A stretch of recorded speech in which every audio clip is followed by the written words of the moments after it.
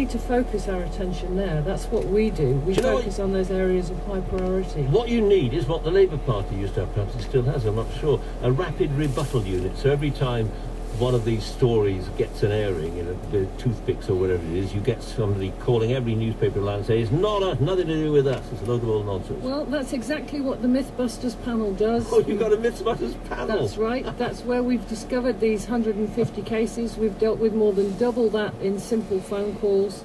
That's exactly what we're trying to do. We want to give people the confidence to challenge these Jobsworths and actually take them on and say, no, that's... Been in 30 years of the survey, 70% saying very or quite satisfied, dropped 12 percentage points to 58. It's an interpretation, but the interpretation we put on that was what was going on at the time, a lot of fuss about the government's reforms of the NHS. It was becoming clear, I think, to the public that the NHS was struggling financially. So worries about the NHS, and it comes through as dissatisfaction, more dissatisfaction with the NHS. So that's, I think, was a reasonable interpretation of that fall. But, and you didn't know of things going on in the NHS which would justify a degradation in performance over that year that would have explained? No, nothing at all. I mean, two of the key things which the public noticed, waiting times and hospital infections, both waiting times stable and low, infections going down.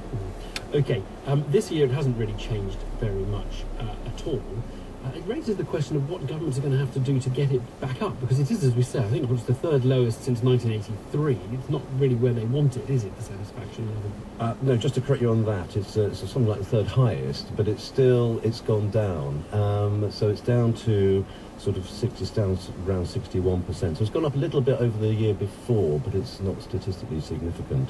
Most people are most satisfied on is the bit that they touch most, basically, of the service. Yes, that is interesting. Very much higher level of satisfaction, and then thousands of them have been discovered by her son, Anthony Penrose, who is himself an artist. He's a surrealist painter, and he's the director of the Lee Miller Archive, and he's on the line, and I'm joined here in the studio by Brett Rogers, director of the Photographers Gallery. Where did you find them, Anthony Penrose? They were tucked away in the attic of our old farmhouse, Farley Farmhouse in Sussex, and she'd hidden them there quite deliberately. Ah, why? She'd become very disenchanted with depression because the war had not seemed to her to have delivered the brave new world. She was at Belsen, of course, wasn't she? Afterwards, she spent about nearly a year wandering around Europe, hoping to find change that had taken place, but instead she still found more and more suffering. But she continued to photograph for Vogue magazine for another few years, and then she quit that in '53, but continued to photograph her artist friends like Miro and Picasso and Max Ernst. And what were the photographs you found? Well, they ranged from everything from the most lusciously beautiful fashion shots to surrealist photographs from early Paris days. What a contrast. Right through to the most excoriating stuff from the concentration camps. Gosh, that's a real mix, isn't it? Yes, it is, yes. And we could not begin to understand how one pair of eyes had seen all of these things and interpreted them in this incredibly lucid way. Oh. Brett Rogers, what do you make of her as a photographer?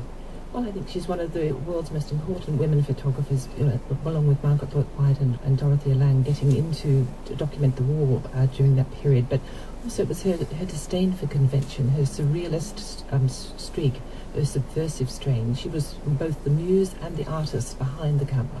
And it was her time in Paris with Man Ray that really convinced her that her role was really as a photographer. And whilst they were originally lovers and collaborators on many works, in the end they became rivals, and she had to break away from him and to set up her own studio and to learn her own independent career.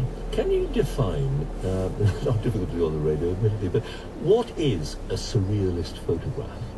The element that she loved in it was the convulsive beauty, this surprising element that came in some of her most important works from the time.